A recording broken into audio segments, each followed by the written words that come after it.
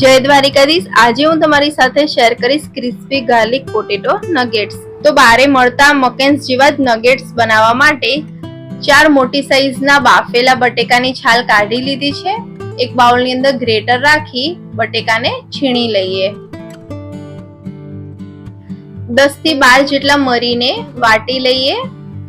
મરીના પાવડરને બાઉલની અંદર એડ કરી દઈએ। 1 ચમચી જેટલા ચીલી ફ્લેક્સ એડ કરી દઈએ। જો તમે તીખું ખાતા હોય તો બીજી 1 ચમચી જેટલા ચીલી ફ્લેક્સ એડ કરી શકો છો। 1 ચમચી જેટલો ઓરેગાનો એડ કરી દઈએ। જો તમારી પાસે મિક્સ હબ હોય તો તમે 2 ચમચી જેટલા એડ કરી શકો છો। સ્વાદ પ્રમાણે મીઠું એડ કરી દઈએ। અડધી વાટકી જેટલા ધાણા એડ કરી દઈએ। 5 લસણની મોટી કળી લીધી છે, તેને આ રીતે ઝીણી કટ કરી લઈએ। એક વઘારી એની અંદર 1 ચમચી જેટલું બટર એડ કરી દઈએ। બટર ગરમ થાય એટલે કટ કરેલું લસણ એડ કરી દઈએ। લસણને ઝીણું કટ કરીને જ બટરની અંદર એડ કરવાનું છે। જો તમે વાટીને એડ કરશો તો લસણ સંતળાશે નહીં ને બળી જશે।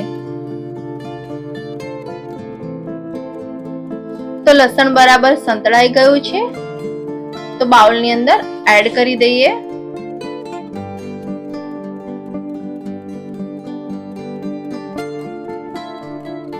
પ્રોસેસ ચીઝની 1 ક્યુબ લીધી છે, તેને ગ્રેટરની મદદથી છીણી અને એડ કરી દઈએ। જો તમને વધારે ચીઝ ભાવતી હોય તો તમે 1 ક્યુબ વધારે એડ કરી શકો છો। પોટેટો નગેટ્સના બાઇન્ડિંગ અને કોટિંગ માટે 5 જેટલી બ્રેડ લીધી છે, તેને આ રીતે કટ કરી અને મિક્સર જારની અંદર એડ કરી દઈએ।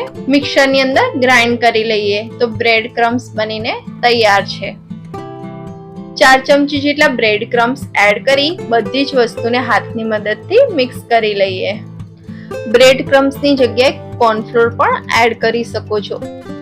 પરફેક્ટ બાઇન્ડિંગ લાવવા માટે ફરી 2 ચમચી જેટલા બ્રેડ ક્રમ્સને એડ કરી દઈએ અને બરાબર મિક્સ કરી લઈએ।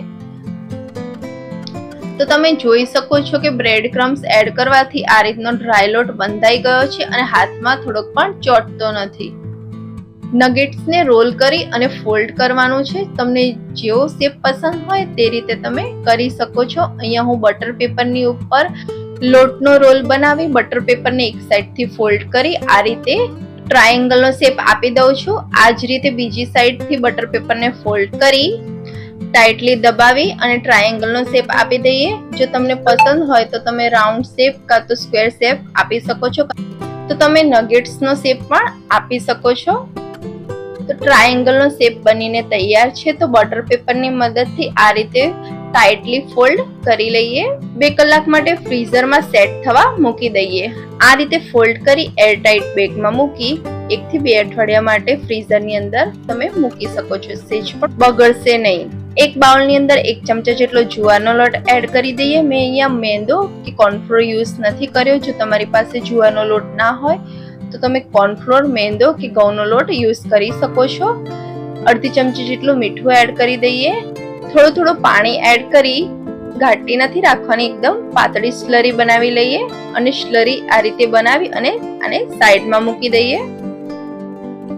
ફ્રીઝમાં રાખેલો ટ્રાયેંગલ શેપ બરાબર સેટ થઈ ગયો છે એકદમ ટાઈટલી। તો આપણે ખોલી અને એક પ્લેટની અંદર કાઢી લઈએ। ચાકાની મદદથી અડધા ઇંચ જેટલી ગેપ રાખી કટ કરી લઈએ। કડાઈમાં તેલ ગરમ કરવા મૂકી દીધું છે। નગેટ્સને સ્લરીમાં ડીપ કરી બ્રેડ ક્રમ્સમાં કોટ કરી એક પ્લેટની અંદર મૂકતા જઈએ। આ રીતે બધા જ નગેટ્સને તૈયાર કરી લઈએ।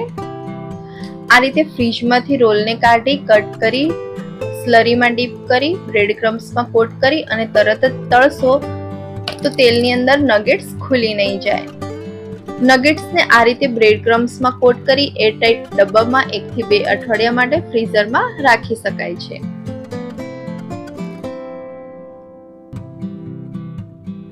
તો તેલ ગરમ થઈ ગયું છે। એકવારમાં આવે તેટલા નગેટ્સને એડ કરી ડીપ ફ્રાય કરી લઈએ। હાઈ ફ્લેમ ઉપર જ ડીપ ફ્રાય કરવાનું છે જેથી નગેટ્સ ખુલી ન જાય।